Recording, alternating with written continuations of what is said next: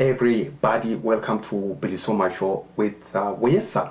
Oromo Federal Congress (OFC) released a statement expressing that they are against the expansions, the master plan, the takeover. Yeah, I call it takeover. The takeover plan by the TPLF elites and by the OPDOs, investors and corporation, towns, Oromo towns.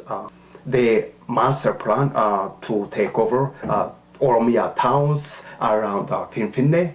Here are some of the towns' names are Sibata, Suluta, Gulale, Burayu, and Galane, and many more.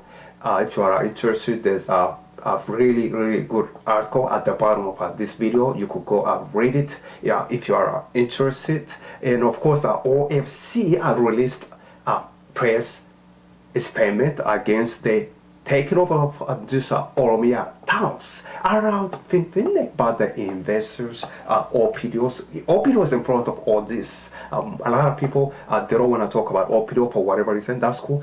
In front of this takeover towns, what is it? Sabata, Suluta, Galane, Burayu, and many towns.